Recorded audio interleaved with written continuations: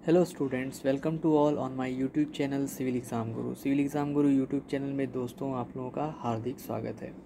आज की क्लास में मैं शुरू करने वाला हूं आप लोगों को applied mechanics subject. Applied mechanics तो अप्लाइड मैकेनिक्स सब्जेक्ट जो है वो जीटीयू के अंदर सेकंड सेमेस्टर के अंदर आता है। ये सिविल के अंदर भी आता है और मैकेनिकल इंजीनियरिंग के लिए अंदर भी आता है। सिविल ब्रांच और मैकेनिकल ब्रांच दोनों के लिए आता है। ओके, तो अप्लाइड मैकेनिक्स सब्जेक्ट के अंदर हम लोग कौन कौन सी चीज़ों को डिस्कस करेंगे। तो सबसे पहला है सिलेबस को हम डिस्कस कर लेते हैं कि सिलेबस कितना पढ़ना है, इनके बारे में डिस्कस करेंगे। फिर कौन कौन सा चैप्टर पढ़ना है वो डिस्कस करेंगे। फिर आज की क्लास में हम लोग फर्स्ट चैप्टर को स्टार्ट करेंगे। बस जस्ट आपको इंट्रोडक्शन दूंगा। इंट्रोडक्शन वाले पार्ट के अंदर मैं आप लोगों को बताऊंगा कि इसके अंदर कौन कौन सी चीज़ें, कौन कौन सा बेसिक आपको पता होना चाहिए। यूनिट्स क्या होता है, यूनिट्स एंड मेजरमेंट क्या होते हैं, इन चीज़ों को हम लोग आगे इसी क्लास के अंदर डिस्कस करेंगे। ठीक है, चलिए तो सबसे पहले सिलेबस की बात करते हैं। सिलेबस की बात करते हैं तो पहला है आपका इंट्रोडक्शन। फर्स्ट जो है वो इंट्रोडक्शन पार्ट है। ठीक है,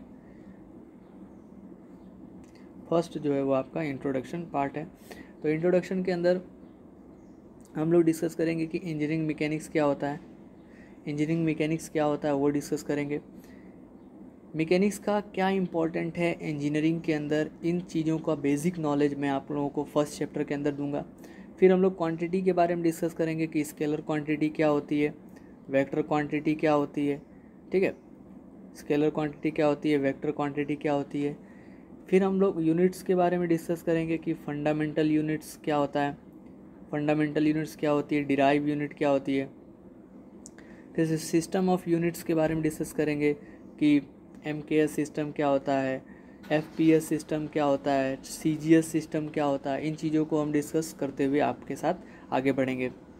सेकेंड चैप्टर के अंदर हम डिस्कस करने वाले हैं।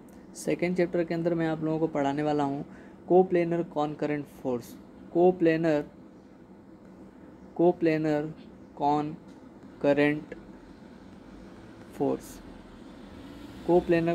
फोर्स। अब बेसिक चीज़ें फोर्स के बारे में हम इस चैप्टर के अंदर डिस्कस करेंगे। कोप्लेनर मतलब सेम प्लेन, और सेम प्लेन पे लगने वाला जो फोर्स है उसको हम लोग कोप्लेनर फोर्स बोलेंगे। कॉनकरेंट मतलब सेम पॉइंट पर एग्जिस्ट करने वाला जो फोर्स होगा उसको कॉनकरेंट फोर्स बोलेंगे। फिर थर्ड चैप्टर के अंदर हम डिस्कस करेंगे आपके साथ, कोप्लेनर नॉन कॉनकरेंट फोर्स। कोप्लेनर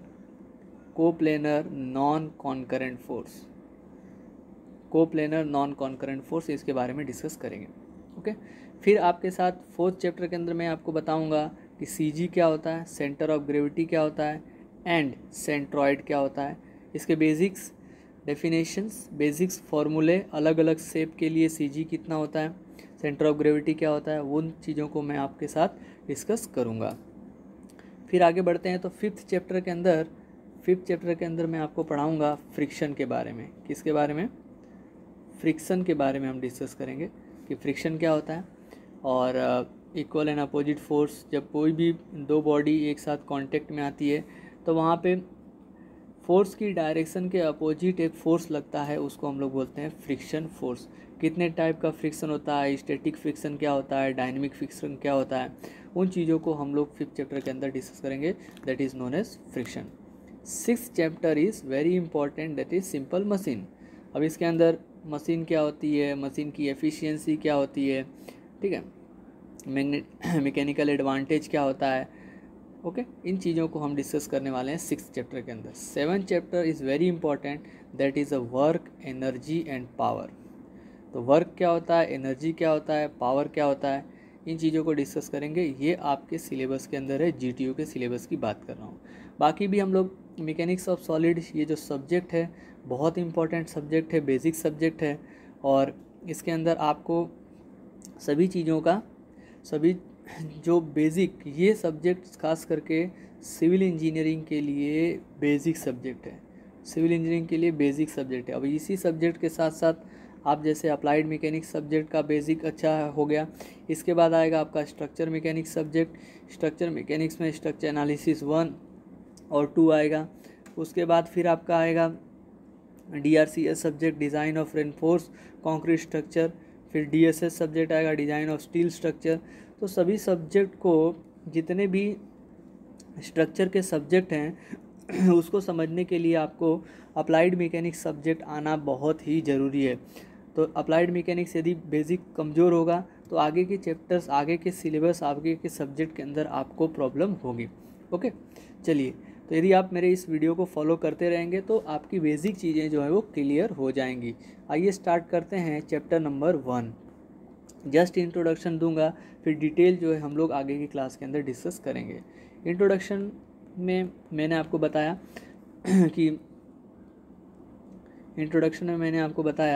कि क्या क्या पढ़ने वाले हैं। तो सबसे पहले हम लोग स्टडी करेंगे इंजीनियरिंग मैकेनिक्स।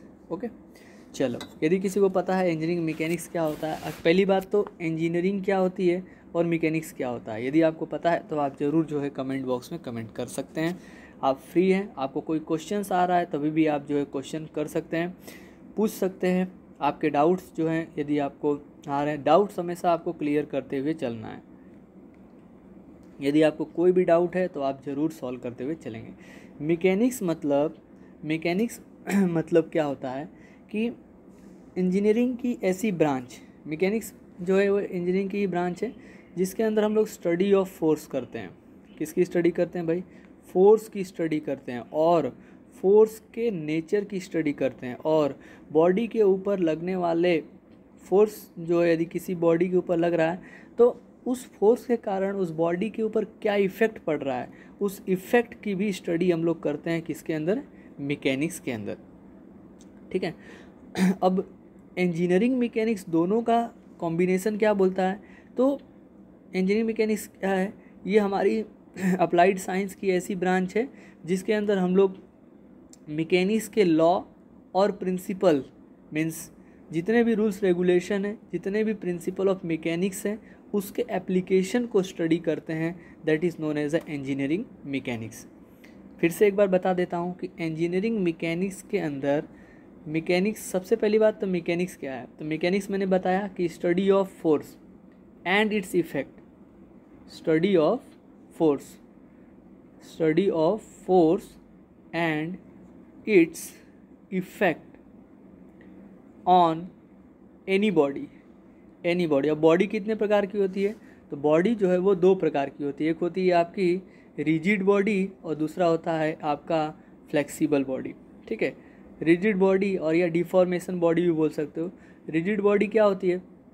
तो हम लोग जो हैं जितनी भी स्टडी करेंगे, इफ़ेक्ट की स्टडी करेंगे, फोर्स की स्टडी करेंगे, इन सभी को हम लोग रिजिड बॉडी के कंसीडर करके चलते हैं। इंजीनियरिंग मैकेनिक्स सब्जेक्ट के अंदर आप जो है अप्लाइड मैकेनिक्स के अंदर जित बॉडी को जो स्टडी करोगे वो सभी बॉडी जो है वो रिजिड बॉडी है ऐसा मान के चलोगे, क्योंकि उसके ऊपर जो भी फोर्स आएगा उसका एनालिसिस करेंगे हम लोग, उसके इफेक्ट को कंसिडर करेंगे, उसके अंदर रिजल्टेंट फोर्स कंसिडर निकालेंगे, उसके लिए अलग अलग रूल्स रेगुलेशन है वो भी हम लोग डिस्कस करेंगे। तो मैंने आपको जैसे बता दिया कि इंजीनियरिंग मैकेनिक्स जो है वो अप्लाइड साइंस की ऐसी ब्रांच है जिसके अंदर रूल्स रेगुलेशन एंड लॉ को मैकेनिक्स के एप्लीकेशन के साथ साथ स्टडी किया जाता है, उसको हम लोग बोलते हैं इंजीनियरिंग मैकेनिक्स। ओके, जैसे आप किसी भी चीज़ की स्टडी कर लो, ठीक है, कोई भी सब्जेक्ट स्टडी कर रहे हो, कोई भी सब्जेक्ट हो, उसका एप्लीकेशन आपको पता होना चाहिए कि आप जो है उस सब्जेक्ट को क्यों पढ़ रहे हो, तभी आप जो है उस सब्जेक्ट के अंदर आपका इंटरेस्ट जगेगा। प्रैक्टिकल एप्लीकेशन आपको पता होना चाहिए। यदि प्रैक्टिकली, अभी सिविल इंजीनियरिंग जो है ये ऐसी इंजीनियरिंग है जो हम लोग अपनी आँखों से देख सकते हैं, ऑब्जर्व कर सकते हैं, जो कुछ भी नेचर के अंदर हो रहा है उसको हम लोग देख सकते हैं।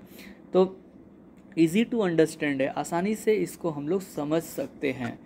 ठीक है, चलिए आइए हम लोग देखते हैं कि इंजीनियरिंग मैकेनिक्स के कितने टाइप्स हैं।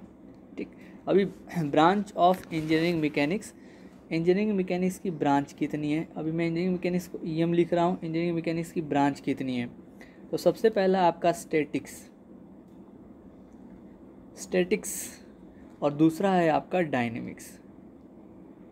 भैया स्टैटिक्स क्या होता है?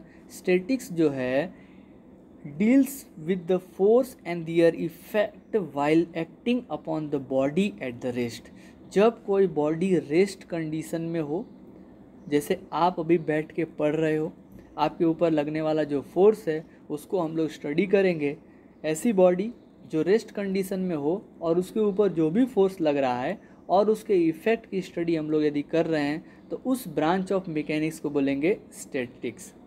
ठीक है, उसको हम लोग क्या बोलेंगे? स्टैटिक्स। स्टैटिक का मतलब होता है स्टेशनरी। ठीक है, कोई भी स्टेशनरी बॉडी के ऊपर लगने वाला जो फोर्स है उसको हम लोग कंसीडर करेंगे, उसको हम लोग बोलेंगे स्टैटिक्स। दूसरी बात आती है डायनेमिक्स। तो जब कोई भी बॉडी किसके अंदर है भाई? मोशन के अंदर है। जब कोई बॉडी मोशन के अंदर है और उसके ऊपर लगने वाले फोर्स और उसके इफेक्ट को हम लोग स्टडी करेंगे तो उसको हम लोग बोलेंगे डायनेमिक्स। इसको हम लोग क्या बोलेंगे? डायनेमिक्स। एक बार फिर से बता देता हूँ, इंजीनियरिंग मैकेनिक्स के बेसिकली 2 ब्रांच हैं, statics and the dynamics. Statics के अंदर जो है हमारी बॉडी रेस्ट कंडीशन में होती है और रेस्ट कंडीशन में होने की वजह से उसके ऊपर जो फोर्स लगता है उसकी स्टडी हम लोग करते हैं, उसको हम लोग बोलते हैं, उसको हम लोग क्या बोलेंगे? That is the branch of engineering mechanics known as statics. And the dynamics is defined as when the body is in the motion and the study of force and the effect is acting on. जब हम किसी भी body को motion, जब कोई body motion के अंदर है और उसके ऊपर लगने वाले फोर्स और उसकी स्टडी करेंगे तो हम लोग उसको बोलेंगे that is in the dynamics condition. Example देता हूँ आपको, बहुत बेसिक एग्जांपल। जैसे कि आपके छत के ऊपर वाटर का टैंक है। अब वाटर का टैंक जो पानी जो है वहाँ पे क्या हुआ है? रुका हुआ है। ठीक है, वाटर जो है वहाँ पे रुका हुआ है, तो इसके ऊपर जो हम लोग स्टडी कर रहे हैं that is in the statics condition. अब इसके ऊपर कितना फोर्स लग रहा है? पानी इधर उधर फोर्स लगा रहा होगा। ये जो आपका टैंक है इसके ऊपर जो है इंटरनल प्रेशर लगा रहा होगा, फोर्स लगा रहा होगा, तो उसकी स्टडी जो है वो स्टैटिक्स कहलाएगी। अब मान लीजिए इस वाटर को होल कर दीजिए पाइप के अंदर, अब पानी क्या करेगा? फ्लो करने लगेगा। अब यहाँ पे जो फ्लो होगा, अब यहाँ पे जो स्टडी होगी उसको हम लोग बोलेंगे डायनेमिक्स। इसको हम लोग बोलेंगे डायनेमिक्स। दूसरी एग्जांपल देते हैं, यदि आपका कोई व्हीकल है और व्हीकल खड़ा हुआ है, ठीक है, व्हीकल जो है वो स्टेशनरी पोजीशन पे हुआ है, रुका हुआ है। अब इसके ऊपर कितना फोर्स लग रहा है?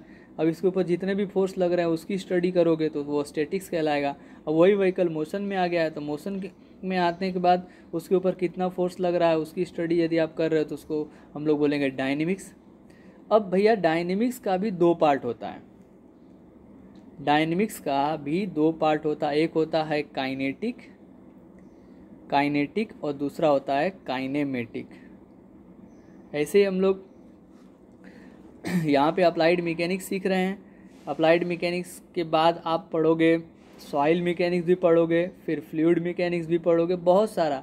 मैकेनिक्स का मतलब ही होता है कि study of force and the its effect on that particular body. किसी भी बॉडी के ऊपर फोर्स का स्टडी करना और उसके इफेक्ट को कंसिडर करना, that is known as a mechanics. अब भैया अप्लाइड मैकेनिक्स में हम लोग सॉलिड के बारे में पढ़ते हैं। सॉइल मैकेनिक्स के अंदर हम लोग सॉइल के ऊपर कितना फोर्स लग रहा है उसके बारे में स्टडी करेंगे। फ्लूइड मैकेनिक्स के अंदर फ्लूइड के ऊपर कितना फोर्स लग रहा है उसके इफेक्ट के बारे में स्टडी करेंगे। तो ये सब चीज़ें जो हैं हम लोग बहुत सारी चीज़ें सिविल इंजीनियरिंग के अंदर सीखते हैं। आइए हम देखते हैं काइनेटिक क्या है और काइनेमेटिक क्या है।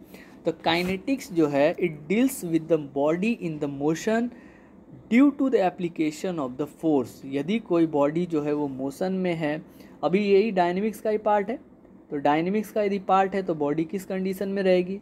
जल्दी से कमेंट करके बता दो। यदि काइनेटिक्स जो है डायनेमिक्स का पार्ट है तो मोशन के अंदर रहेगा, बॉडी किसके अंदर रहेगा? मोशन के अंदर रहेगा। और साथ साथ इसमें जो बॉडी है वो इसके ऊपर फोर्स का एप्लीकेशन भी स्टडी करना है।